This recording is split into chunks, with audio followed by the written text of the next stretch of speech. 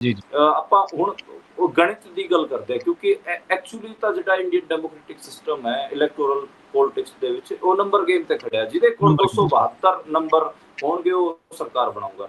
ਤੇ ਹੂੰ, ਨੰਬਰ ਹੂੰ, ਗੇਮ ਦੀ ਗੱਲ ਕਰਦੇ ਆ ਤਾਂ ਤਮਿਲਨਾਡੂ ਇੱਕ ਵੱਡਾ ਸੂਬਾ ਹੈਗਾ, ਉੱਥੇ ਹੂੰ। 39 ਸੀਟਾਂ ਹੈਗੀਆਂ ਤੇ ਜੀ, ਜੀ। ਉੱਥੇ ਕੋਈ ਵੀ ਸੀਟ ਮੈਨੂੰ ਲੱਗ ਰਿਹਾ ਕਿ ਬੀਜੇਪੀ ਜਿੱਤ ਪਾਊਗੀ, ਇੱਕ ਵੀ ਸੀਟ ਨਹੀਂ ਜਿੱਤ ਪਾਊਗੀ। ਉੱਥੇ 47 ਅੱਛਾ। ਹੋਗੀ ਤੇ ਏਆਈਡੀਐਮਕੇ ਬਹੁਤ ਸਟਰੋਂਗ ਹੈ। ਉੱਥੇ ਬੀਜੇਪੀ ਨੇ ਅੰਨਾਮਲਾਈ ਨਾਂ ਦੇ ਇੱਕ ਸਾਬਕਾ ਆਈਪੀਐਸ ਨਾਲ ਟਰਾਈ ਕੀਤੀ ਸੀਗੀ ਕਿ ਹੂੰ, ਹੂੰ, ਅੰਨਾਮਲਾਈ ਦੇ ਰਾਹੀਂ ਅਸੀਂ ਐਂਟਰ ਕਰੀਏ ਤੇ ਉੱਥੇ ਚੋਣ ਲੜੀਏ, ਪਰ ਹੂੰ। ਅੰਨਾਮਲਾਈ ਖੁਦ ਆਪਣੀ ਸੀਟ ਨਹੀਂ ਜਿੱਤ ਪਾਊਗਾ ਮੈਨੂੰ ਲੱਗ ਰਿਹਾ। ਤੇ ਦੂਜਾ ਸੂਬਾ ਪੈਂਦਾ ਉਹਦੇ ਨੇੜੇ ਹੀ ਕੇਰਲਾ। ਕੇਰਲਾ ਦੇ ਵਿੱਚ ਹੂੰ। ਲੈਫਟ ਅਤੇ ਕਾਂਗਰਸ ਦਾ ਇੱਕ ਸਟਰੋਂਗ ਗੜ ਹੈ। ਹਾਲਾਂਕਿ ਉੱਥੇ ਹਾਂਜੀ। ਮੁਸਲਮਾਨ ਭਾਈਚਾਰੇ ਦੀ ਸ਼ਿਕਾਇਤ ਰਹੀ ਹੈ ਕਿ ਜਿਹੜਾ ਉੱਥੋਂ ਦਾ ਲੈਫਟ ਹੈ ਉਹਨੇ ਮੁਸਲਮਾਨ ਭਾਈਚਾਰੇ ਨਾਲ ਇੱਕ ਆਪਾਂ ਕਹੀਏ ਤੇ ਧੱਕਾ ਕੀਤਾ ਹੈ। ਉੱਥੇ ਹੂੰ, ਬਹੁਤ ਹੂੰ, ਸਾਰੇ ਨੌਜਵਾਨਾਂ ਦੀ ਗ੍ਰਿਫਤਾਰੀਆਂ ਵੀ ਹੋਈਆਂ ਨੇ ਤੇ ਹੂੰ, ਹੂੰ। ਲੈਫਟ ਮਤਲਬ ਕਹਿਣ ਦਾ ਹੀ ਲੈਫਟ ਉਹਨੂੰ ਬਹੁਤ ਸਾਰੇ ਲੈਫਟ ਦੀ ਪੋਲਿਟਿਕਸ ਉੱਤੇ ਕੁਐਸਚਨ ਮਾਰਕ ਵੀ ਖੜੇ ਹੁੰਦੇ ਨੇ ਤੇ ਐਗਜ਼ਾਮਪਲ ਵੀ ਦਿੱਤੇ ਜਾਂਦੇ ਨੇ। ਐਗਜ਼ਾਮਪਲ ਹੂੰ, ਜਿਵੇਂ ਰੂਰਲ ਡਿਵੈਲਪਮੈਂਟ ਤੇ ਐਜੂਕੇਸ਼ਨ ਤੇ ਕਿ 100% ਲਿਟਰੇਸੀ ਹੈ ਕੇਰਲਾ ਦੇ ਵਿੱਚ, ਤਾਂ ਇਸ ਹੂੰ, ਕਿਸਮ ਹੂੰ। ਦੇ ਐਗਜ਼ਾਮਪਲ ਵੀ ਆਉਂਦੇ ਨੇ। ਤੇ ਜਿਹੜਾ ਉਹਨਾਂ ਤੇ ਕੁਐਸਚਨ ਮਾਰਕ ਖੜੇ ਹੁੰਦੇ ਨੇ, ਉਹ ਜਿਹੜਾ ਮਾਈਨੋਰਿਟੀਜ਼ ਨਾਲ ਉੱਥੇ ਜੋ ਕੁਝ ਕਰਦੇ ਹੈਗੇ ਆ ਲੈਫਟ ਵਾਲੇ, ਉਹ ਉਸ ਕਰਕੇ ਉੱਥੇ ਮਤਲਬ ਕੁਐਸਚਨ ਵੀ ਖੜੇ ਹੁੰਦੇ ਆ। ਤੇ ਜੀ, ਕੇਰਲਾ ਦੇ ਜੀ। ਵਿੱਚ ਕੇਰਲਾ ਦੇ ਵਿੱਚ ਬੀਜੇਪੀ ਦਾ ਨਹੀਂ ਲੱਗ ਰਿਹਾ ਕਿ ਮੈਨੂੰ ਕੋਈ ਕੁਛ ਪੈਰ ਅੱਛਾ, ਲੱਗ ਪਾਣਗੇ। 39 'ਚ ਤੁਹਾਨੂੰ ਲੱਗਦਾ ਵੀ ਤਮਿਲ 'ਚ ਤੁਸੀਂ ਕਹਿ ਰਹੇ ਵੀ 39 'ਚ ਕੋਈ ਸੀਟ ਆਉਣ ਦੀ ਸੰਭਾਵਨਾ ਨਹੀਂ। ਕੋਈ ਸੀਟ ਬੀਜੇਪੀ ਦੀ ਨਹੀਂ ਆਊਗੀ। ਹੁਣ ਕੇਰਲਾ 'ਚ ਵੀ ਕੋਈ ਸੀਟ ਨਹੀਂ ਆਊਗੀ। ਕੇਰਲਾ ਦੀ ਵਾਇਨਾਡ ਸੀਟ ਤੋਂ ਰਾਹੁਲ ਗਾਂਧੀ ਚੋਣ ਦਾਅਵੇਦਾਰੀ ਕਰ ਹੂੰ, ਰਹੇ ਹੂੰ, ਹਨ। ਹੂੰ। ਹਾਲਾਂਕਿ ਹਾਂਜੀ, ਹਾਂਜੀ। ਲੈਫਟ ਵਾਲਿਆਂ ਦਾ ਅਲਾਇੰਸ ਸੀਗਾ, ਇੰਡੀਆ ਅਲਾਇੰਸ, ਪਰ ਹੂੰ, ਕੇਰਲਾ ਹੂੰ। ਦੇ ਵਿੱਚ ਉਹਨਾਂ ਨੇ ਸੀਟ ਸ਼ੇਅਰਿੰਗ ਨਹੀਂ ਕੀਤੀ। ਕਾਂਗਰਸ ਅੱਡ ਲੜ ਰਹੀ, ਲੈਫਟ ਪਾਰਟੀਆਂ ਅੱਡ ਲੜ ਰਹੀਆਂ ਹਨ ਤੇ ਮੈਨੂੰ ਲੱਗ ਰਿਹਾ ਠੀਕ ਕਿ ਹੈ। ਉੱਥੇ ਵਾਇਨਾਡ ਤੋਂ 5-6 ਲੱਖ ਦੀ ਲੀਡ ਤੋਂ ਦੁਬਾਰਾ ਰਾਹੁਲ ਗਾਂਧੀ ਜਿੱਤ ਜੂਗਾ ਤੇ ਉੱਥੇ ਲੈਫਟ ਤੇ ਕਾਂਗਰਸ ਦਾ ਹੀ ਮੋਟਾ ਰਹੂਗਾ। ਕੇਸੀ ਵੇਣੂਗੋਪਾਲ ਤੋਂ ਲੈ ਕੇ ਸ਼ਸ਼ੀ ਥਰੂਰ ਵੱਡੇ ਨਾਂ ਉੱਥੇ ਕਾਂਗਰਸ ਦੇ ਚੋਣ ਲੜ ਰਹੇ ਹਨ। ਹੂੰ, ਉਸ ਤੋਂ ਜੇ ਹੂੰ, ਆਪਾਂ ਉੱਪਰ ਵੱਲ ਵੱਧਦੇ ਹੈਗੇ ਆ, ਕਰਨਾਟਕਾ ਹੂੰ, ਦੇ ਵਿੱਚ ਇੱਕ ਵੱਡੀ ਗਿਣਤੀ ਆਪਾਂ ਨੂੰ ਪਤਾ ਹੈ ਕਿ 27 ਸੀਟਾਂ ਸੀਗੀਆਂ ਬੀਜੇਪੀ ਕੋਲ, ਪਰ ਉੱਥੇ ਹੂੰ, ਜਿਹੜਾ ਵਿਧਾਨ ਸਭਾ ਚੋਣ ਹੋਇਆ, ਉੱਥੇ ਆਪਾਂ ਨੂੰ ਪਤਾ ਕਿ 2022 ਦੇ ਵਿੱਚ ਉੱਥੇ ਬੀਜੇਪੀ ਨੂੰ ਝਟਕਾ ਲੱਗਿਆ। ਉਸ ਤੋਂ ਬਾਅਦ ਜਿਹੜਾ ਫਸਟ ਫੇਜ਼ ਸੀਗਾ ਉਸ ਟਾਈਮ ਉਹਨਾਂ ਦਾ ਅਲਾਇੰਸ ਸੀਗਾ ਜੇਡੀਐਸ ਨਾਲ। ਜੇ ਤੁਸੀਂ ਹੂੰ। ਇੱਕ ਨਾਂ ਸੁਣਿਆ ਹੋਊਗਾ ਦੇਵਗੌੜਾ ਦਾ, ਦੇਵਗੌੜਾ ਇੰਡੀਆ ਦੇ ਪ੍ਰਾਈਮ ਬਿਲਕੁਲ, ਹਾਂਜੀ। ਮਿਨਿਸਟਰ ਰਹੇ ਹਨ। ਐਚਡੀ ਤੇ ਦੇਵੇਗੌੜਾ, ਉਹਨਾਂ ਪ੍ਰਜਵਲ ਹਾਂ ਰੰਨਾ ਵਾਲਾ ਮੁੰਡਾ। ਹਾਂ ਹੂੰ। ਤੇ ਉਹਨਾਂ ਦੇ ਪੋਤੇ ਪ੍ਰਜਲਾ ਰਵੰਨਾ ਦਾ ਮਾਮਲਾ ਤੁਸੀਂ ਸੁਣਿਆ ਹੋਊਗਾ। ਪਰ ਹਾਂਜੀ, ਫਸਟ ਹਾਂਜੀ। ਫੇਜ਼ 'ਚ ਉਹ ਮਤਲਬ ਲੋਕਾਂ 'ਚ ਆਇਆ ਨਹੀਂ ਸੀ ਤੇ ਫਸਟ ਫੇਜ਼ 'ਚ ਉਹ ਸਾਰੀਆਂ ਸੀਟਾਂ ਸੀਗੀਆਂ ਜਿੱਥੇ ਜੇਡੀਐਸ ਅਤੇ ਬੀਜੇਪੀ ਦਾ ਅਲਾਇੰਸ ਸੀਗਾ ਤੇ ਮੈਨੂੰ ਲੱਗ ਰਿਹਾ ਕਿ ਉੱਥੇ ਮਾੜਾ ਮੋਟਾ ਉਹਨਾਂ ਨੇ ਠੀਕ ਕੀਤਾ ਹੋਊਗਾ। ਪਰ ਜਦੋਂ ਹੀ ਸੈਕਿੰਡ ਫੇਜ਼ ਦੇ ਦੌਰਾਨ ਪ੍ਰਜਲਾ ਰਵੰਨਾ ਵਾਲਾ ਕਾਂਡ ਸਾਹਮਣੇ ਆਉਂਦਾ ਹੈ, ਕਰਨਾਟਕਾ ਦੇ ਵਿੱਚ ਬੀਜੇਪੀ ਨੂੰ ਬਹੁਤ ਵੱਡੀ ਸੈਟਬੈਕ ਲੱਗਦੀ ਹੈ। ਮੈਨੂੰ ਲੱਗ ਰਿਹਾ ਹੈ ਕਿ ਕਰਨਾਟਕਾ ਦੇ ਵਿੱਚ ਘੱਟੋ ਘੱਟ 15 ਸੀਟਾਂ ਦਾ ਨੁਕਸਾਨ ਬੀਜੇਪੀ ਹੂੰ। ਆਪਣਾ ਕਰਵਾਊਗੀ। ਤੇ ਤੁਸੀਂ ਇਹ ਜੀ, ਲਿਖ ਜੀ। ਲਓ, ਕਿਉਂਕਿ ਆਪਾਂ ਨਾ ਨੁਕਸਾਨ ਲਿਖਦੇ ਚੱਲਦੇ ਹਾਂ। 15 ਸੀਟਾਂ ਦਾ ਆਪਾਂ ਕਰਨਾਟਕਾ 'ਚ ਬੀਜੇਪੀ ਦਾ ਨੁਕਸਾਨ ਕਰ ਹੂੰ, ਰਹੇ ਹਾਂ। ਉਸ ਠੀਕ ਹੈ। ਤੋਂ ਜਿਹੜਾ ਅਗਲਾ ਸੂਬਾ ਆਉਂਦਾ ਹੈ ਉਹ ਹੈ ਮਹਾਰਾਸ਼ਟਰ। ਮਹਾਰਾਸ਼ਟਰ ਦੇ ਵਿੱਚ 48 ਸੀਟਾਂ ਹੈਗੀਆਂ। ਹੂੰ, ਹੂੰ, ਹੂੰ। ਉੱਥੇ ਕਿਤੇ ਨਾ ਕਿਤੇ ਬੀਜੇਪੀ ਕੋਲ ਮੈਕਸਿਮਮ ਸੀਟਾਂ ਸੀਗੀਆਂ। ਉਹਦਾ ਇੱਕ ਰੀਜ਼ਨ ਇਹ ਸੀਗਾ ਕਿ ਉਹਨਾਂ ਦਾ ਅਲਾਇੰਸ ਮਤਲਬ ਇੱਕ ਲਾ ਲਓ ਕਿ ਇੱਕ ਹਿੰਦੂਤਵ ਦਾ ਗੜ ਹੈ। ਨਾਗਪੁਰ ਜਿਹੜਾ ਜਿੱਥੋਂ ਆਰਐਸਐਸ ਸ਼ਿਵ ਚੱਲਦਾ ਸੈਨਾ। ਹੈਗਾ, ਹੂੰ, ਹੂੰ, ਹਾਂ, ਉਹ ਮਹਾਰਾਸ਼ਟਰ 'ਚ ਹੀ ਪੈਂਦਾ ਹੈ ਤੇ ਉਹਨਾਂ ਦੀ ਪੋਲਿਟਿਕਸ ਦਾ ਗੜ ਹੈ ਉੱਥੇ। ਤੇ ਹੂੰ, ਸ਼ਿਵ ਸੈਨਾ ਉਹਨਾਂ ਤੋਂ ਅੱਡ ਹੋਈ ਸੀ, ਆਪਾਂ ਨੂੰ ਪਤਾ ਵਿਧਾਨ ਸਭਾ ਚੋਣਾਂ ਦੌਰਾਨ, ਪਰ ਲੋਕ ਹੂੰ, ਸਭਾ ਚੋਣਾਂ ਦੌਰਾਨ ਤਾਂ ਉਹਨਾਂ ਨਾਲ ਹੀ ਸੀ। ਵਿਧਾਨ ਸਭਾ ਚੋਣਾਂ ਦੌਰਾਨ ਉਹ ਅੱਡ ਹੋਈ ਤੇ ਉਸ ਤੋਂ ਬਾਅਦ ਉद्धਵ ਠਾਕਰੇ ਨੇ ਕਾਂਗਰਸ ਦੀ ਮਦਦ ਨਾਲ ਸਰਕਾਰ ਬਣਾਈ ਉੱਥੇ ਤੇ ਸ਼ਰਦ ਪਵਾਰ ਵੀ ਸ਼ਾਮਿਲ ਹੋਏ ਐਨਸੀਪੀ ਵਾਲੇ। ਪਰ ਹੂੰ, ਉੱਥੇ ਉਹਨਾਂ ਨੇ ਸ਼ਰਦ ਪਵਾਰ ਦੀ ਪਾਰਟੀ ਦੇ ਅਤੇ ਸ਼ਿਵ ਸੈਨਾ ਦੇ ਦੋ ਟੋਟੇ ਕਰਾਤੇ। ਏਕਨਾਥ ਸਿੰਘ ਦੇ ਅੱਡ ਹੋਏ ਹੂੰ, ਉद्धਵ ਠਾਕਰੇ ਹੋਰਾਂ ਤੋਂ ਤੇ ਏਦਾਂ ਹੀ ਹੂੰ। ਸ਼ਰਦ ਪਵਾਰ ਤੋਂ ਉਹਨਾਂ ਦੇ ਭਤੀਜੇ ਅਜੀਤ ਪਵਾਰ ਅੱਡ ਹੋਏ। ਤੇ ਉਹ ਅੱਜ ਦੇ ਟਾਈਮ ਜਿਹੜੀ ਐਨਡੀਏ ਉੱਥੇ ਫੋਰਮ ਹੋਈ ਹੈ, ਮਤਲਬ ਜਿਹੜੀ ਬੀਜੇਪੀ ਵਾਲੇ ਅਲਾਈਜ਼ ਗਰੁੱਪ ਹੈਗੇ ਆ, ਉਹ Eknath Shinde plus Ajit Pawar plus BJP ਉੱਤੇ ਚੋਣ ਲੜ ਰਹੀ ਹੈ। ਉੱਥੇ ਏਕਨਾਥ ਸ਼ਿੰਦੇ ਅਤੇ ਅਜੀਤ ਪਵਾਰ ਮਸਾਂ ਕੋਈ ਇੱਕ ਅੱਧੀ ਸੀਟ ਜਿੱਤਣਗੇ। ਉਹਦਾ ਰੀਜ਼ਨ ਇਹ ਹੈ ਕਿ ਉੱਥੇ ਲੋਕਾਂ ਨੂੰ ਅਸਲੀ ਸ਼ਿਵ ਸੈਨਾ ਉद्धਵ ਠਾਕਰੇ ਵਾਲੀ ਲੱਗਦੀ ਹੈ, ਸ਼ਰਦ ਪਵਾਰ ਵਾਲੀ ਐਨਸੀਪੀ ਅਸਲੀ ਲੱਗਦੀ ਹੈ। ਇਸ ਕਰਕੇ ਉੱਥੇ ਜਿਹੜਾ ਬੀਜੇਪੀ ਅਲਾਇੰਸ ਉਹਦਾ ਬੜਾ ਬੁਰਾ ਹਾਲ ਰਹੂਗਾ। ਹਾਲਾਂਕਿ ਅੱਛਾ। ਬੀਜੇਪੀ ਵੱਧ ਸੀਟਾਂ ਤੇ ਚੋਣ ਲੜ ਰਹੀ ਹੈ, ਪਰ ਬੀਜੇਪੀ ਵੀ ਘੱਟੋ ਘੱਟ ਉੱਥੇ 10 ਸੀਟਾਂ ਦਾ ਲੋਸ ਉਹਨੂੰ ਹੋਊਗਾ। ਉਹਦਾ ਰੀਜ਼ਨ ਇੱਕ ਇਹ ਹੈ ਕਿ ਲੋਕਾਂ 'ਚ ਉੱਥੇ ਗੁੱਸਾ ਹੈਗਾ ਕਿ ਉੱਥੇ ਉਹਨਾਂ ਨੇ ਇੱਕ ਆਪਾਂ ਕਹੀਏ ਕਿ ਉਹਨਾਂ ਦੀ ਪਾਰਟੀਆਂ 'ਚ ਤੋੜ ਭੰਨ ਕੀਤੀ, ਜਿਹੜੀ ਖੇਤਰੀ ਪਾਰਟੀਆਂ ਹੈਗੀਆਂ। ਹੂੰ, ਇੱਕ ਦੂਜਾ ਉੱਥੋਂ ਦੇ ਦਲਿਤਾਂ 'ਚ ਚੇਤਨਾ ਬਹੁਤ ਹੈ। ਬਾਬਾ ਸਾਹਿਬ ਅੰਬੇਡਕਰ ਜਿਨ੍ਹਾਂ ਨੇ ਸੰਵਿਧਾਨ ਲਿਖਿਆ, ਉਹ ਹੂੰ। ਉੱਥੋਂ ਹੀ ਆਉਂਦੇ ਸੀਗੇ। ਤੇ ਉੱਥੇ ਜਿਹੜਾ ਦਲਿਤ ਪੋਲਿਟਿਕਸ ਹੈਗੀ ਉਹ ਸਾਰੀ ਬਾਬਾ ਸਾਹਿਬ ਅੰਬੇਡਕਰ ਤੇ ਉੱਥੇ ਬਾਬਾ ਸਾਹਿਬ ਅੰਬੇਡਕਰ ਨੇ ਬੁੱਧ ਧਰਮ ਅਪਣਾ ਲਿਆ ਸੀਗਾ, ਤੇ ਇਸ ਕਰਕੇ ਉੱਥੋਂ ਦੇ ਦਲਿਤਾਂ 'ਚ ਸਭ ਤੋਂ ਜ਼ਿਆਦਾ ਜੇ ਕੋਈ ਧਰਮ ਪ੍ਰਚਲਿਤ ਹੈਗਾ ਉਹ ਤਾਂ ਬੁੱਧ ਧਰਮ ਹੈਗਾ। ਉੱਥੇ ਜਿਹੜੇ ਦਲਿਤ ਹੈਗੇ ਉਹ ਬੁੱਧਿਸਟ ਹੈਗੇ ਆ, ਤੇ ਉੱਥੇ ਸਭ ਤੋਂ ਪਹਿਲਾਂ ਦਲਿਤਾਂ 'ਚ ਇਹ ਸੰਵਿਧਾਨ ਬਚਾਉਣ ਵਾਲਾ ਨੁਕਤਾ ਚੱਲਿਆ। ਹਾਲਾਂਕਿ ਇਹਦੇ ਤੋਂ ਬਹੁਤ ਸਾਰੀ ਡਿਬੇਟਾਂ ਹੈਗੀਆਂ, ਕਿਉਂਕਿ ਪੰਜਾਬ 'ਚ ਉਸ ਕਿਸਮ ਨਾਲ ਨਹੀਂ ਦਿਖਦਾ, ਕਿਉਂਕਿ ਪੰਜਾਬ 'ਚ ਉਸੇ ਸੰਵਿਧਾਨ ਦੇ ਰਾਹੀਂ ਇਹ 80 ਦੇ ਦਸ਼ਕ 'ਚ 90 ਦੇ ਦਹਾਕੇ 'ਚ ਜੋ ਕੁਝ ਹੋਇਆ ਉਹ ਆਪਾਂ ਨੂੰ ਪਤਾ ਹੈ। ਪਰ ਮਹਾਰਾਸ਼ਟਰ ਦੇ ਦਲਿਤਾਂ 'ਚ ਇਹਦੀ ਚੇਤਨਾ ਹੈਗੀ ਕਿ ਉਹਨਾਂ ਨੂੰ ਜਿੰਨੇ ਵੀ ਰਾਈਟ ਮਿਲੇ ਹੈ ਉਹ ਇਸ ਸੰਵਿਧਾਨ ਕਰਕੇ ਮਿਲੇ, ਤੇ ਉੱਥੇ ਸਭ ਤੋਂ ਪਹਿਲਾਂ ਉਹ ਦਲਿਤਾਂ 'ਚ ਸੰਵਿਧਾਨ ਬਚਾਉਣ ਦੀ, ਰਿਜ਼ਰਵੇਸ਼ਨ ਬਚਾਉਣ ਦੀ ਲੜਾਈ ਸ਼ੁਰੂ ਹੁੰਦੀ ਹੈ, ਤੇ ਉਹਦਾ ਅਸਰ ਵੀ ਆਪਾਂ ਨੂੰ ਮਹਾਰਾਸ਼ਟਰ ਪੋਲਿਟਿਕਸ ਦੇ ਵਿੱਚ ਦੇਖਣ ਨੂੰ ਮਿਲੂਗਾ। ਹਾਲਾਂਕਿ ਜਿਹੜਾ ਇੰਡੀਆ ਅਲਾਇੰਸ ਸੀਗਾ ਉਹ ਜਿਹੜਾ ਮਹਾਦਲਿਤ ਵਿਕਾਸ ਅਘਾੜੀ ਜਿਹੜਾ ਸੰਗਠਨ ਸੀ ਉਹਨਾਂ ਨਾਲ ਅਲਾਇੰਸ ਨਹੀਂ ਕਰ ਸਕਿਆ, ਪਰ ਫਿਰ ਵੀ ਇੱਕ ਵੱਡਾ ਹਿੱਸਾ ਜਿਹੜਾ ਇੰਡੀਆ ਅਲਾਇੰਸ ਨੂੰ ਵੋਟਾਂ ਦਾ ਦਲਿਤਾਂ ਦਾ ਖਿੱਚਿਆ ਜਾਊਗਾ। ਤੇ ਉੱਥੇ ਮੈਂ ਜਿਵੇਂ ਪਹਿਲਾਂ ਕਿਹਾ ਜਿਹੜੇ 24 ਸੀਟਾਂ ਤੇ ਜੇ ਆਪਾਂ ਸਿੱਧੀ ਫਾਈਟ ਮੰਨੀਏ ਜਿਹੜੇ ਅਲਾਇੰਸ ਵਾਲੇ ਜਿਹੜੇ ਜਿੰਨੇ ਵੀ ਹੈਗੇ ਆ ਏਕਨਾਥ ਸ਼ਿੰਦੇ ਪਲੱਸ ਅਜੀਤ ਪਵਾਰ, ਤੇ ਉੱਥੇ ਘੱਟੋ ਘੱਟ 14 ਤੋਂ 15 ਸੀਟਾਂ ਦਾ ਨੁਕਸਾਨ ਜਿਹੜੇ ਅਲਾਇੰਸ ਗਰੁੱਪ ਨਾਲ ਇੰਡੀਆ ਅਲਾਇੰਸ ਦੀ ਲੜਾਈ ਹੈਗੀ ਆ ਉੱਥੇ ਉਹਨਾਂ ਨੂੰ ਹੁੰਦਾ ਦਿਖ ਰਿਹਾ। ਬੀਜੇਪੀ ਦੀ ਘੱਟੋ ਘੱਟ ਆਪਾਂ 10 ਸੀਟਾਂ ਦਾ ਨੁਕਸਾਨ ਆਪਾਂ ਮੰਨ ਰਹੇ ਹਾਂ, ਤੇ ਇਸ ਨੰਬਰ ਨੂੰ ਤੁਸੀਂ ਜੇ ਆਪਾਂ ਕੰਜ਼ਰਵੇਟਿਵ ਵੀ ਰਹੀਏ ਤਾਂ ਇਹਨੂੰ 20 ਦਾ ਰੱਖ ਕੇ ਚੱਲੋ ਕਿ 20 ਸੀਟਾਂ ਦਾ ਨੁਕਸਾਨ ਉੱਥੇ ਘੱਟੋ ਘੱਟ ਮਤਲਬ ਬੀਜੇਪੀ ਅਤੇ ਅਲਾਇੰਸ ਗਰੁੱਪ ਨੂੰ ਹੋ ਸਕਦਾ ਹੈਗਾ। 15 ਦਾ ਤੁਸੀਂ ਕਰਨਾਟਕਾ 'ਚ ਕਹਿੰਦੇ ਆ ਤੇ ਮਹਾਰਾਸ਼ਟਰ 'ਚ 20 ਸੀਟਾਂ ਦਾ ਤੁਸੀਂ ਕਹਿ ਰਹੇ ਆ ਨੁਕਸਾਨ ਕਹਿੰਦੇ ਆ। ਪਰ ਹੁਣ ਕੁਝ ਏਦਾਂ ਦੇ ਸੂਬੇ ਵੀ ਹੈਗੇ ਆ ਸਾਊਥ 'ਚ ਜਿੱਥੇ ਬੀਜੇਪੀ ਗਰੋ ਕਰੂਗੀ। ਉਹ ਇੱਕ ਸੂਬਾ ਹੈਗਾ ਜੇ ਆਪਾਂ ਗੱਲ ਕਰੀਏ ਤੇ ਉੜੀਸਾ ਦਾ। ਉੜੀਸਾ ਦੇ ਵਿੱਚ ਬੀਜੇਪੀ ਦੇ ਪੈਰ ਬੀਜੂ ਜਨਤਾ ਦਲ ਨੇ ਕਦੇ ਲੱਗਣ ਨਹੀਂ ਦਿੱਤੇ ਸੀਗੇ, ਪਰ ਇਸ ਵਾਰ ਉਹਨਾਂ ਨੇ ਜਿਹੜਾ ਇਲੈਕਸ਼ਨ ਹੈ ਉਹ ਬੀਜੂ ਜਨਤਾ ਦਲ ਯਾਨੀ ਕਿ ਨਵੀਨ ਪਟਨਾਇਕ ਦੇ ਖਿਲਾਫ ਹੋ ਕੇ ਲੜਿਆ। ਇਸ ਕਰਕੇ ਉੱਥੇ ਇਸ ਵਾਰ ਉਹਨਾਂ ਨੂੰ 5 ਤੋਂ 6 ਸੀਟਾਂ ਦਾ ਵਾਧਾ ਹੋ ਸਕਦਾ ਹੈ, ਤੇ ਇਸ ਹਿਸਾਬ ਨਾਲ ਤੁਸੀਂ ਜਿਹੜਾ ਘਾਟਾ ਹੈਗਾ ਉਹਦੇ ਚੋਂ ਆਂਧਰਾ ਪ੍ਰਦੇਸ਼ ਦੇ ਕੀ ਹਾਲਾਤ ਆ ਮਨਦੀਪ? ਆਂਧਰਾ ਪ੍ਰਦੇਸ਼ ਦੀ ਤੇ ਤੇਲੰਗਾਨਾ ਦੇ ਆਪਾਂ ਹੁਣ ਗੱਲ ਕਰਾਂਗੇ। ਆਂਧਰਾ ਪ੍ਰਦੇਸ਼ ਆਂਧਰਾ ਪ੍ਰਦੇਸ਼ 'ਚ TDP ਹੁੰਦੀ ਹੈ, ਤੇਲਗੂ ਦੇਸ਼ਮ ਪਾਰਟੀ, ਚੰਦਰਬਾਬੂ ਨਾਇਡੂ। ਉਹਨਾਂ ਦਾ ਅਲਾਇੰਸ ਹੋਇਆ ਨਰਿੰਦਰ ਮੋਦੀ ਨਾਲ, ਮਤਲਬ ਬੀਜੇਪੀ ਨਾਲ, ਪਰ ਉਹ ਨਰਿੰਦਰ ਮੋਦੀ ਦੀ ਛਵੀ ਨੂੰ ਲੈ ਕੇ ਸਹਿਜ ਨਹੀਂ ਹਨ।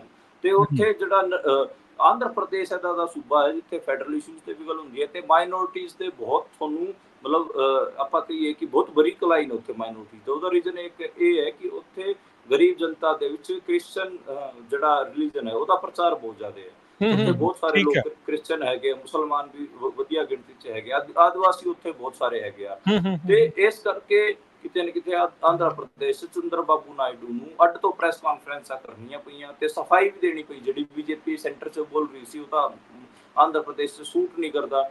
ਮੇਰੇ ਕੋਲ ਸਾਡੀ ਹੈਗੇ ਉੱਥੇ ਚੰਦਰਬਾਬੂ ਨਾਇਡੂ ਦੀ ਟੀਮ 'ਚ ਜਿਹੜੇ ਮੇਰੇ ਨਾਲ ਜਰਨਲਿਜ਼ਮ ਸਕੂਲ 'ਚ ਹੁੰਦੇ ਸੀ, ਉਹਦਾ PR ਸਾਹਮਣੇ ਹੈਗਾ, ਤੇ ਉਹਨਾਂ ਨਾਲ ਗੱਲ ਹੋ ਰਹੀ ਸੀ, ਕਹਿੰਦੇ ਯਾਰ ਇਹ ਤਾਂ ਅਸੀਂ ਤਾਂ ਇਹਨਾਂ ਨਾਲ ਅਲਾਇੰਸ ਕਰਕੇ ਨਾ ਫਸ ਗਏ, ਸਾਨੂੰ ਹਰ ਚੀਜ਼ 'ਚ ਸਫਾਈ ਦੇਣੀ ਪੈ ਰਹੀ ਹੈ।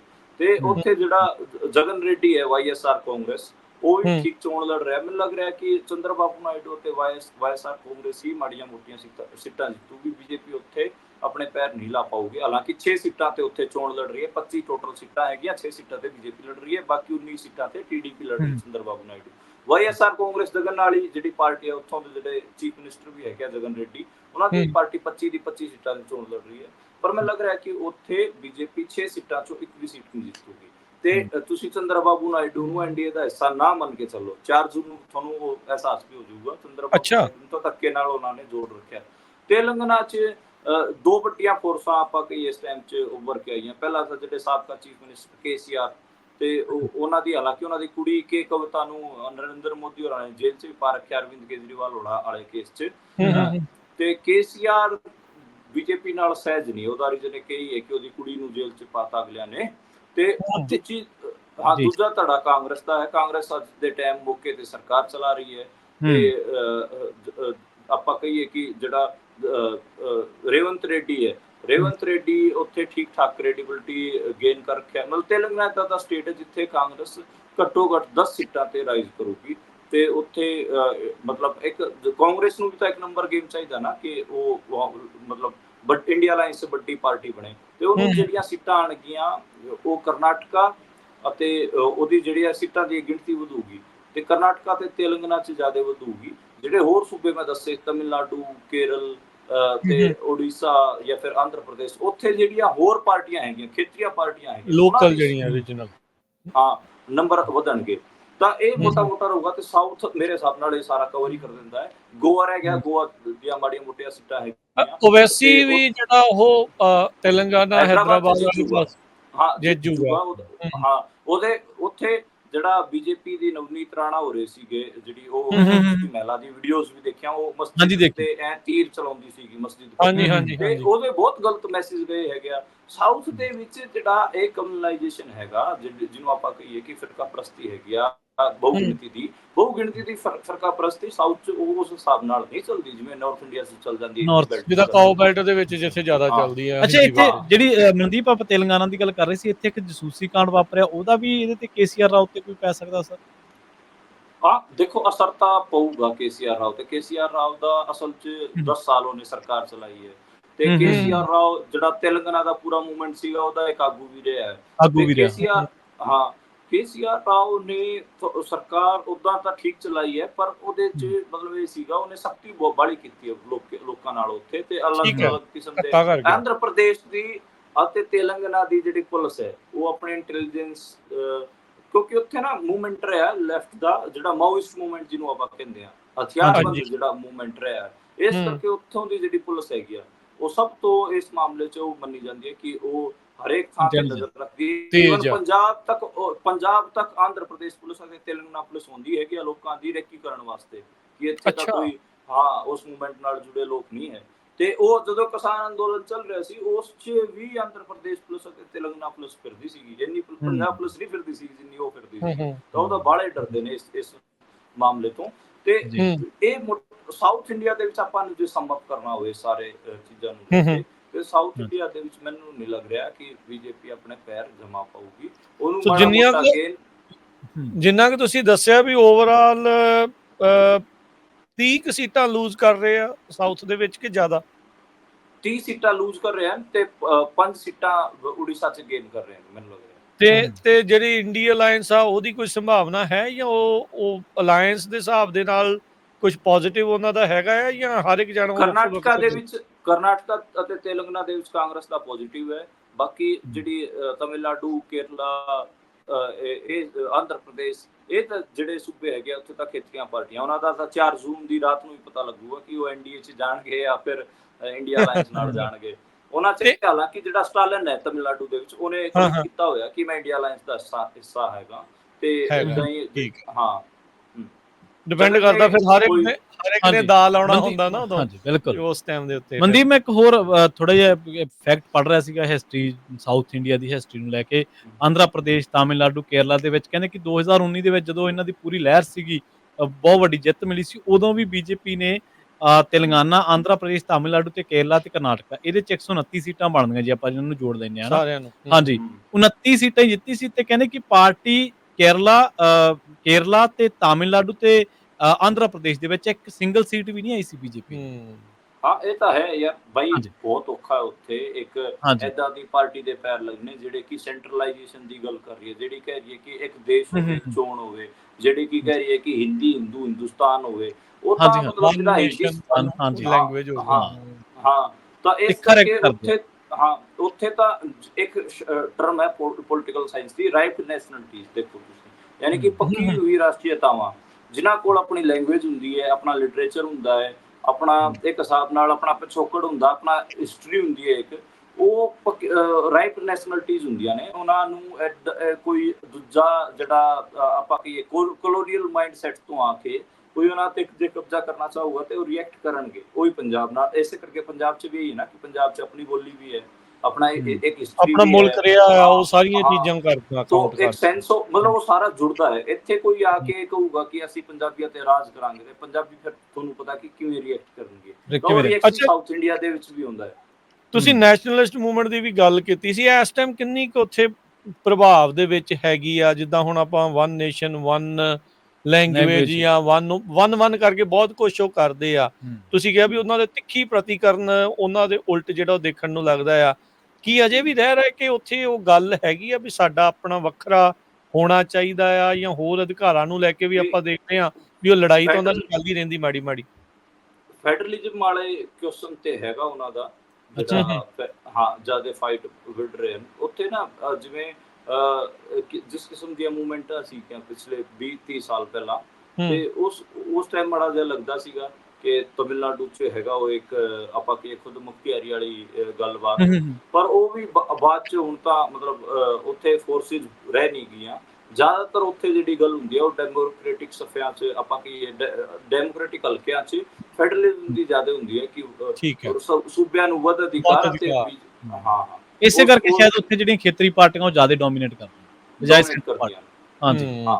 ਤੇ ਇੱਕ ਮਿੰਟ, ਇੱਕ ਹੋਰ ਗੱਲ ਜਿਹੜੀ ਤੁਸੀਂ ਮਹਾਰਾਸ਼ਟਰ ਦੇ ਵਿੱਚ ਦਲਿਤ ਭਾਈਚਾਰੇ ਦੀ ਗੱਲ ਕਰ ਰਹੇ ਸੀਗੇ ਮਨਦੀਪ, ਤੇ ਇਹਦੇ ਨਾਲ ਕਰਨਾਟਕਾ ਦੇ ਵਿੱਚ ਆਪਾਂ ਦੇਖਿਆ ਕਿ ਜਿਹੜਾ ਹਜਾਬ ਦਾ ਮੁੱਦਾ ਸੀਗਾ, ਦਾ ਕੇਰਲ ਸਟੋਰੀ ਬਾਅਦ ਦੇ ਵਿੱਚ ਫਿਲਮਾਂ 'ਚ ਦੇਖੀਆਂ ਨਾ, ਉਹਨਾਂ ਮੁੱਦਿਆਂ ਨੂੰ ਵੀ ਉੱਥੇ ਖਾਸਾ ਰਿਐਕਟ ਕਰਦੇ ਰਹੇ ਲੋਕ, ਜਾਂ ਕਾਊਂਟਰ ਹੋ ਰਿਹਾ ਜਾਂ ਉਹਦਾ ਪ੍ਰਭਾਵ ਹੈਗਾ ਕਿਵੇਂ ਮੰਨਦੇ ਹੋ ਪ੍ਰੋਪਗੈਂਡੇ ਦਾ? ਕਰਨਾਟਕਾ ਐਕਸੈਪਸ਼ਨਲ ਸਟੇਟ ਹੈ ਜਿੱਥੇ ਇਹਨਾਂ ਨੇ ਕਮਿਊਨਲਾਈਜੇਸ਼ਨ ਕਰਨ ਦੀ ਕੋਸ਼ਿਸ਼ ਕੀਤੀ ਤਾਂ ਉਹਦੇ ਪ੍ਰਭਾਵ 'ਚ ਇੱਕ ਏਰੀਆ ਆਇਆ ਸੀਗਾ, ਲੇਕਿਨ ਜਦੋਂ ਇਲੈਕਸ਼ਨ ਹੋਇਆ ਵਿਧਾਨ ਸਭਾ ਦਾ, ਉੱਥੇ ਨਰਿੰਦਰ ਮੋਦੀ ਨੂੰ ਲੱਗਿਆ ਕਿ ਉਹ ਜਿਹੜਾ ਇੱਕ ਏਰੀਆ ਨਹੀਂ ਉਹ ਤਾਂ ਪੂਰਾ ਕਰਨਾਟਕਾ ਹੀ ਹੈ, ਤੇ ਉੱਥੇ ਉਹਨਾਂ ਨੇ ਹਨੂੰਮਾਨ ਔਰ ਪਤਾ ਨਹੀਂ ਕੀ ਜਾ ਕੇ ਚਲਾਉਣ ਦੀ ਕੋਸ਼ਿਸ਼ ਕੀਤੀ ਸੀਗੀ ਤੇ ਉਹ ਚੱਲਿਆ ਨਹੀਂ ਉਹਨਾਂ ਦਾ, ਉਹ ਤਾਂ ਬੈਕ ਫਾਇਰ ਕਰ ਗਿਆ ਸੀਗਾ। ਕਰਨਾਟਕਾ ਦੇ ਵਿੱਚ ਫਿਰ ਇੱਕ ਵੱਡਾ ਸੈਕਸ਼ਨ ਏਦਾਂ ਦਾ ਵੀ ਹੈਗਾ ਜਿਹਨੇ ਮਤਲਬ ਪੂਰਾ ਕੰਮ ਕੀਤਾ ਕਿ ਇਸ ਕਿਸਮ ਦੀ ਕਮਿਊਨਲ ਰੈਡੀਕਲਾਈਜੇਸ਼ਨ ਨਾ ਹੋਵੇ ਹਿੰਦੂਤਵਾ ਪੋਲਿਟਿਕਸ ਦੀ, ਤੇ ਉਹ ਹਿੰਦੂਤਵਾ ਪੋਲਿਟਿਕਸ ਉੱਥੇ ਬੈਕ ਸਟੈਪ ਤੇ ਗਈ ਹੈਗੀ ਆ। ਉਹਦਾ ਇੱਕ ਰੀਜ਼ਨ ਇਹ ਵੀ ਰਿਹਾ ਕਿ ਨਜਾਇਜ਼ ਜਿਹੜਾ ਨਰਿੰਦਰ ਮੋਦੀ ਹੋਰਾਂ ਨੇ ਉਹ ਸਕੂਲ ਦੀ ਬੱਚੀਆਂ ਦੇ ਹਿਜਾਬ ਤੇ ਜਿਹੜੇ ਉੱਥੇ ਉਹਨਾਂ ਨੇ ਕੁਐਸਚਨ ਖੜੇ ਕਰਾਤੇ। ਦੇਖੋ ਯਾਰ, ਬੱਚੀਆਂ ਤਾਂ ਸਾਰੀਆਂ ਦੀਆਂ ਸਾਂਝੀਆਂ ਹੈਗੀਆਂ, ਤੁਸੀਂ ਹੁਣ 7ਵੀਂ 8ਵੀਂ ਦੀ ਬੱਚੀਆਂ ਤੇ ਥੋੜੀ ਨਾ ਪੋਲਿਟਿਕਸ ਕਰਨ ਲੱਗ ਜਾਓਗੇ, ਤਾਂ ਇਹ ਤਾਂ ਬਹੁਤ ਉੱਥੇ ਇਹਦਾ ਬਹੁਤ ਵਿਰੋਧ ਹੋਇਆ ਕਿ ਇਹ ਬੀਜੇਪੀ ਵਾਲੇ ਕਰੀ ਕੀ ਜਾਂਦੇ ਆ। ਸਕੂਲ ਗੋਇੰਗ ਜਿਹੜੀ ਬੱਚੀਆਂ ਹੈਗੀਆਂ ਉਹਨਾਂ ਨੂੰ ਲੈ ਕੇ ਉਹ ਨੈਸ਼ਨਲ ਇਸ਼ੂ ਕ੍ਰੀਏਟ ਕਰ ਰਹੇ ਨੇ। ਇਹ ਤਾਂ ਮਤਲਬ ਬਾਲੇ ਬਹੁਤ ਘਟੀਆ ਉਹ ਸੀਗਾ। ਮਤਲਬ ਜੇ ਕੋਈ ਹੁੰਦਾ ਕਿ ਵੱਡੀ ਉਮਰ ਦੀ ਔਰਤਾਂ ਹੁੰਦੀਆਂ ਉਹਦਾ ਜਿਹੜਾ, ਜਿਵੇਂ ਨਰਿੰਦਰ ਮੋਦੀ ਨੂੰ ਨਾ ਇੱਕ ਫੋਬੀਆ ਵੀ ਹੈ, ਉਹ ਰਕਸ਼ਕ ਬਣਨ ਦੀ ਭੂਮਿਕਾ ਚਾਹਣਾ ਚਾਹੁੰਦਾ ਹੈ ਕਿ ਸਾਰਿਆਂ ਨੂੰ ਮੈਂ ਬਚਾਵਾਂ, ਚੌਕੀਦਾਰ ਵਾਲਾ ਕੀ ਗੱਲ। ਹਾਂ, ਟ੍ਰਿਪਲ ਤਲਾਕ ਵਾਲਾ ਮਾਮਲਾ ਸੀਗਾ, ਉਦੋਂ ਦੇਖੋ ਉਹਨੇ ਮੁਸਲਿਮ ਮਹਿਲਾਵਾਂ ਦਾ ਆਪਣੇ ਆਪ ਨੂੰ ਰਕਸ਼ਕ ਬਣਨ ਦੀ ਕੋਸ਼ਿਸ਼ ਕੀਤੀ। ਦੇਖੋ ਮੁਸਲਿਮ ਮਹਿਲਾਵਾਂ ਨੂੰ ਅਤਿਆਚਾਰ ਤੋਂ ਮੈਂ ਬਚਾਇਆ ਟਾਈਪ, ਇਸ ਕਿਸਮ ਦੀ ਉਹਨੇ ਉਹ ਆਦਤ ਹੈ, ਤੇ ਇਸ ਕਰਕੇ ਉਹ ਕਈ ਵਾਰ ਬੈਕ ਫਾਇਰ ਵੀ ਕਰ ਜਾਂਦੀ ਹੈ। ਅਗਲਾ ਕਹਿੰਦਾ ਤੂੰ ਕੌਣ ਯਾਰ, ਮੈਨੂੰ ਤਾਂ ਕੋਈ ਦਿੱਕਤ ਹੀ ਨਹੀਂ ਹੈ, ਜਿਹੜੀ ਚੀਜ਼ ਤੂੰ ਮੈਨੂੰ ਇਹ ਕਹਿ ਕੇ ਪ੍ਰੋਬਲਮੈਟਿਕ ਹੈ। ਤੇ ਮੈਨੂੰ ਇਹ ਲੱਗਦਾ ਕਿ ਤੇ ਧੱਕੇ ਨਾਲ ਤੁਸੀਂ ਮੰਨ ਲਓ ਕਿ ਕੋਈ ਚੀਜ਼ ਹੈਗੀ ਜਿਹੜੀ ਕਿ ਪ੍ਰੋਬਲਮੈਟਿਕ ਹੈ। ਮੰਨ ਲਓ ਕਿ ਪੰਜਾਬ ਅਤੇ ਹਰਿਆਣੇ 'ਚ ਇੱਕ ਟਾਈਮ ਆਪਾਂ ਦੇਖਦੇ ਸੀਗੇ ਭਰੂਣ ਹੱਤਿਆ ਹੋਣ ਲੱਗ ਪਈ ਸੀਗੀ, ਤੇ ਉਹਨੂੰ ਆਪਾਂ ਨੂੰ ਪਤਾ ਹੈ ਕਿ ਉਸ ਚੀਜ਼ ਨਾਲ ਡੀਲ ਆਪਾਂ ਨੇ ਕਿਵੇਂ ਕੀਤਾ। ਆਪਾਂ ਨੇ ਗਾਣੇ ਵੀ ਉਸ ਕਿਸਮ ਦੇ ਕੱਢੇ ਹੈਗੇ ਆ, ਤੇ ਏਦਾਂ ਦੇ ਲੋਕਾਂ ਨੂੰ ਮਿਹੜੇ ਵੀ ਮਾਰਨਾ ਸ਼ੁਰੂ ਕਰਤਾ ਸੀਗਾ। ਉਹਨਾਂ ਦਾ ਸੋਸ਼ਲ ਬਾਈਕਾਟ ਵੀ ਹੋਇਆ ਏਦਾਂ ਦੇ ਲੋਕਾਂ ਦਾ, ਜਿਹੜੀ ਸਰਕਾਰ ਨੇ ਵੀ ਜ਼ੋਰ ਲਾਇਆ, ਸਮਾਜ ਨੇ ਵੀ ਜ਼ੋਰ ਲਾਇਆ, ਪਰ ਜ਼ਿਆਦਾ ਸਮਾਜ ਨੇ ਜ਼ੋਰ ਲਾਇਆ, ਆਪਾਂ ਨੂੰ ਪਤਾ ਹੈ। ਤੇ ਕੋਈ ਸਮੱਸਿਆ ਆ ਜਾਂਦੀ ਹੈ, ਜਿਵੇਂ ਏਦਾਂ ਤਾਂ ਆਪਣਾ ਸਮਾਜ ਇੱਕਦਮ ਓਕੇ ਤਾਂ ਹੈ ਨਹੀਂ, ਉਹਦੇ 'ਚ ਦਿੱਕਤਾਂ ਹੁੰਦੀਆਂ ਨੇ। ਦਹੇਜ ਵਾਲੀ ਹੈ, ਜਿਵੇਂ ਦਹੇਜ ਪ੍ਰਥਾ ਕਿੰਨੀ ਮਾੜੀ ਹੋ ਰੱਖੀ ਹੈ। ਹੁਣ ਜਿਹੜੇ ਪੰਜਾਬ ਅਤੇ ਹਰਿਆਣੇ 'ਚ ਜਿਹੜੇ ਨਜਾਇਜ਼ ਮਹਿੰਗੇ ਵਿਆਹ ਹੋ ਰਹੇ ਹਨ, ਉਹਦੇ ਚੱਕਰ 'ਚ ਜਿਹੜੇ ਗਰੀਬ ਆਦਮੀ ਪਿਸ ਰਹੇ ਹਨ, ਤੇ ਉਹ ਆਪਾਂ ਨੂੰ ਪਤਾ ਹੈ। ਤੇ ਇਹ ਦੇਖੋ, ਬੁਰਾਈਆਂ ਹੁੰਦੀਆਂ ਨੇ, ਹਰ ਸਮਾਜ 'ਚ ਹੁੰਦੀਆਂ ਨੇ, ਪਰ ਉਹਨਾਂ ਨੂੰ ਇਹ ਥੋੜੀ ਨਾ ਹੋਊਗਾ ਕਿ ਸਟੇਟ ਆ ਕੇ ਕਹੂਗਾ ਕਿ ਅਸੀਂ ਪਹਿਲਾਂ ਤੁਹਾਡੀ ਬੁਰਾਈਆਂ ਦਾ ਮਖੌਲ ਉਡਾਵਾਂਗੇ, ਫਿਰ ਤੁਹਾਡੇ ਤੇ ਬਹਿ ਕੇ ਅਸੀਂ ਪੋਲਿਟਿਕਸ ਕਰਾਂਗੇ। ਹੁਣ ਜੇ ਜਿਵੇਂ ਦੇਖੋ, ਇੱਕ ਮੈਨੂੰ ਵੀ ਲੱਗਦਾ ਕਿ ਪੰਜਾਬ 'ਚ ਇਹ ਨਜਾਇਜ਼ ਮਹਿੰਗੀਆਂ ਗੱਡੀਆਂ, ਮਹਿੰਗੇ ਫੋਨਾਂ ਵਾਲਾ ਜਿਹੜਾ ਕਲਚਰ ਹੈਗਾ ਹੀ, ਪਰ ਜਦੋਂ ਕਿਸਾਨ ਅੰਦੋਲਨ 'ਚ ਉਹਨਾਂ ਨੇ ਉਹ ਕਿਸਾਨਾਂ ਦੇ ਉਲਟ ਵਰਤਣ ਦੀ ਕੋਸ਼ਿਸ਼ ਕੀਤੀ, ਤਾਂ ਫਿਰ ਕਿਸਾਨਾਂ ਨੇ ਹੋਰ ਕਿਸਮ ਨਾਲ ਰਿਐਕਟ ਕੀਤਾ। ਮਹਿੰਗੀਆਂ ਗੱਡੀਆਂ ਨੇ, ਮਹਿੰਗੇ ਫੋਨ ਨੇ, ਤੇ ਕਿਸਾਨਾਂ ਨੇ ਕਿਹਾ ਹਾਂ ਹੈਗੇ ਆ, ਅਸੀਂ ਕਮਾਉਂਦੇ ਆ ਤਾਂ ਹੈ ਸਾਡੇ ਕੋਲ। ਤਾਂ ਕਿਤੇ ਨਾ ਕਿਤੇ ਉਹ ਬੈਕ ਫਾਇਰ ਕੀਤਾ। ਹਾਲਾਂਕਿ ਉਹ ਆਪਾਂ ਨੂੰ ਪਤਾ ਕਿ ਉਹ ਹੈ ਇੱਕ ਕਮਜ਼ੋਰੀ, ਪਰ ਫਿਰ ਵੀ ਉਹ ਸਟੇਟ ਨੂੰ ਬੈਕ ਫਾਇਰ ਕੀਤਾ। ਇਸ ਕਰਕੇ ਉਹ ਜਿਹੜਾ ਹਿਜਾਬ ਵਾਲਾ ਮੁੱਦਾ ਸੀਗਾ ਜਾਂ ਟ੍ਰਿਪਲ ਤਲਾਕ ਵਾਲਾ ਮੁੱਦਾ ਸੀਗਾ, ਉਹ ਬੈਕ ਫਾਇਰ ਕੀਤਾ ਉਹਨਾਂ ਨੇ ਓਵਰਆਲ। ਹਾਂਜੀ। ਸੋ ਓਵਰਆਲ ਮੈਂ ਇੱਕ ਚੀਜ਼ ਜਿਹੜੀ ਆਪਾਂ ਇਸ ਪੂਰੀ ਗੱਲਬਾਤ ਦੇ ਵਿੱਚ ਜਿਹੜੀ ਸਾਊਥ ਇੰਡੀਆ ਦੀ ਪੋਲਿਟਿਕਸ ਚੋਂ ਜਿਹੜੀ ਦੇਖੀ, ਜੋ ਮੈਂ ਵੀ 3 ਸਾਲ ਬੈਂਗਲੌਰ ਕੰਮ ਕੀਤਾ, IT ਦੀ ਕੰਪਨੀ 'ਚ ਉੱਥੇ ਮੈਂ ਕੰਮ ਕਰਦਾ ਸੀ। ਜਦੋਂ ਤੁਸੀਂ ਉੱਥੇ ਧੱਕੇ ਨਾਲ ਹਿੰਦੀ ਬੋਲਣ ਦੀ ਗੱਲ ਕਰਦੇ ਆ ਨਾ, ਉਹ ਉਸ ਚੀਜ਼ ਦਾ ਬਹੁਤ ਬੁਰਾ ਮਨਾਉਂਦੇ ਆ। ਲਿਟਰੇਚਰ ਦੇ ਵਿੱਚ ਜਿਹੜੇ ਕੰਨੜ ਆ, ਕਰਨਾਟਕਾ ਵਾਲੇ ਆ, ਉਹਨਾਂ ਨੂੰ ਸਭ ਤੋਂ ਜ਼ਿਆਦਾ ਇਨਾਮ ਮਿਲੇ ਆ। ਉਹ ਕਹਿੰਦੇ ਜਦੋਂ ਤੁਸੀਂ ਹਿੰਦੀ ਥੋਪਦੇ ਆ, ਤੇ ਤੁਸੀਂ ਦੇਖੋ ਵੀ ਕਮਿਊਨਲ ਕੰਮ ਸਭ ਤੋਂ ਜ਼ਿਆਦਾ ਉੱਥੇ ਹੀ ਹੁੰਦਾ ਆ ਜਿੱਥੇ ਹਿੰਦੀ ਆ, ਤੇ ਜਿੱਥੇ ਹਿੰਦੀ ਥੋਪਣ ਦੀ ਗੱਲ ਹੁੰਦੀ ਆ, ਉਹ ਹਮੇਸ਼ਾ ਉੱਥੇ ਬੈਕਫਾਇਰ ਜਿਹੜਾ ਉਹ ਹੁੰਦਾ ਆ। ਜੀ ਤੇ ਮਨਦੀਪ, ਹੁਣ ਆਪਾਂ ਜੇ ਸੈਂਟਰਲ ਇੰਡੀਆ ਦੇ ਵਿੱਚ ਆਈਏ, ਉੱਥੇ ਦਾ ਜਿਹੜਾ ਦੌਰਾ ਤੁਸੀਂ ਦੇਖੋ, ਸਭ ਤੋਂ ਪਹਿਲਾਂ ਅੱਛਾ ਸੈਂਟਰਲ ਇੰਡੀਆ ਵੱਲ ਆਉਣ ਤੋਂ ਪਹਿਲਾਂ ਜਿਹੜਾ ਆਪਾਂ ਸੋਸ਼ਲ ਮੀਡੀਆ ਤੇ ਸਾਊਥ ਇੰਡੀਆ ਦੇਖਦੇ ਆ ਜਾਂ ਜਾਣਦੇ ਆ, ਤੁਸੀਂ ਜਿਹੜਾ ਇਹ ਦੌਰਾ ਕੀਤਾ, ਇਸ ਦੇ ਵਿੱਚ ਘੁੰਮੇ ਆ, ਲੋਕਾਂ ਨਾਲ ਗੱਲ ਕੀਤੀ ਆ, ਕਿੰਨਾ ਫਰਕ ਆ ਉਹਦੇ ਨਾਲ? ਦੇਖੋ ਸਾਊਥ ਇੰਡੀਆ ਦੇ ਵਿੱਚ ਨਾ ਮਤਲਬ ਲੋਕ ਹਜੇ ਵੀ ਸਿੰਪਲ ਹੈਗੇ ਆ। ਮਤਲਬ ਅਗਲਾ ਬੰਦਾ ਜੇ ਵਧੀਆ ਪੈਸੇ ਵੀ ਕਮਾ ਰਿਹਾ ਹੋਵੇ ਤਾਂ ਵੀ ਉਹ ਤੁਹਾਨੂੰ ਬਹੁਤ ਸਿੰਪਲ ਮਿਲੂਗਾ। ਤੇ ਇੱਕ ਹਿਸਾਬ ਨਾਲ ਆਪਾਂ ਕਹੀਏ ਕਿ ਉੱਥੇ ਉਤਸ਼ਾਹਪਣ ਨਹੀਂ ਹੈ ਲੋਕਾਂ 'ਚ, ਤੇ ਇਹ ਮੈਨੂੰ ਦੇਖਣ 'ਚ ਮਿਲਿਆ। ਤੇ ਉੱਥੇ ਇੱਕ ਚੀਜ਼ ਹੋਰ ਮੈਨੂੰ ਦੇਖਣ ਨੂੰ ਮਿਲੀ, ਉਹ ਇਹ ਦੇਖਣ ਨੂੰ ਮਿਲੀ ਕਿ ਉੱਥੇ ਪੜ੍ਹਨ ਦਾ ਖਾਸਾ ਰਿਵਾਜ ਹੈ। ਉੱਥੇ ਤੁਸੀਂ ਪਬਲਿਕ ਟਰਾਂਸਪੋਰਟ 'ਚ ਜਦੋਂ ਜਾ ਰਹੇ ਹੁੰਦੇ ਹੋ ਉਦੋਂ ਤੁਹਾਨੂੰ ਦਿਖਦਾ ਹੈਗਾ ਕਿ ਲੋਕਾਂ ਦੇ ਹੱਥਾਂ 'ਚ ਕਿਤਾਬ ਹੁੰਦੀ ਹੈ। ਤੇ ਉਸ ਤੋਂ ਇਲਾਵਾ ਜਿਹੜੇ ਮਤਲਬ ਇਹ ਕੁਝ ਚੀਜ਼ਾਂ ਹੈਗੀਆਂ, ਹਾਲਾਂਕਿ ਉੱਥੇ ਲੋਕਾਂ ਦਾ ਇਹ ਵੀ ਮੰਨਣਾ ਹੈ ਕਿ ਪਿਛਲੇ ਕੁਝ ਸਾਲ 'ਚ ਜਿਹੜੀ ਲੋਕਾਂ ਦੀਆਂ ਮੂਵਮੈਂਟਾਂ ਹੈ, ਪੀਪਲਸ ਮੂਵਮੈਂਟ ਹੈਗੀਆਂ, ਉਹ ਕਮਜ਼ੋਰ ਹੋਈਆਂ ਨੇ। ਤੇ ਉੱਥੇ ਇੱਕ ਦੋ ਇਹਨਾਂ ਨੇ ਜਿਹੜਾ ਸੈਕਟਰੀਜ਼ਮ ਹੈਗਾ ਉੱਥੇ ਅੱਡ ਕਿਸਮ ਨਾਲ ਛੇੜਨ ਦੀ ਕੋਸ਼ਿਸ਼ ਕੀਤੀ ਹੈ। ਜਿਵੇਂ ਉੱਥੇ ਰਿਵਰਸ ਦੇ ਜਿਹੜੇ ਪਾਣੀ ਤੇ ਉੱਤੇ ਜਿਵੇਂ ਪੰਜਾਬ ਹਰਿਆਣੇ ਦਾ ਚਲਵਾ ਰੱਖਿਆ ਨਾ, ਇੱਦਾਂ ਸਾਊਥ ਇੰਡੀਆ ਦੇ ਵਿੱਚ ਵੀ ਉਹਨਾਂ ਨੇ ਚਲਵਾ ਰੱਖਿਆ। ਇਹ ਦੇਖਣ ਨੂੰ ਮਿਲਿਆ। ਮਤਲਬ ਸੋਹਣਾ ਹੈ ਸਾਊਥ ਇੰਡੀਆ। ਮੈਨੂੰ ਤਾਂ ਲੱਗਦਾ ਹੈ ਕਿ ਕੇਰਲਾ, ਤਮਿਲਨਾਡੂ ਲੋਕਾਂ ਨੂੰ ਜਾਣਾ, ਦੇਖੋ ਟੂਰਿਜ਼ਮ ਇਹ ਨਹੀਂ ਹੈ ਕਿ ਤੁਸੀਂ ਤਾਜ ਮਹਿਲ ਜਾਓ ਤੇ ਫੋਟੋ ਖਿਚਾ ਕੇ ਆ ਜਾਓ। ਮੈਨੂੰ ਤਾਂ ਇਹ ਲੱਗਦਾ ਕਿ ਸਾਊਥ ਇੰਡੀਆ ਘੁੰਮੋ ਜਾਂ ਫਿਰ ਪਿੰਡਾਂ 'ਚ ਘੁੰਮੋ ਯਾਰ, ਬਿਹਾਰ, ਸੈਂਟਰਲ ਇੰਡੀਆ ਦੇ, ਜਾਂ ਫਿਰ ਇਹ ਤੁਹਾਨੂੰ ਅੱਡ ਤੋਂ ਚੀਜ਼ਾਂ। ਬਾਕੀ ਆਪਾਂ ਇਹਨੂੰ ਥੋੜਾ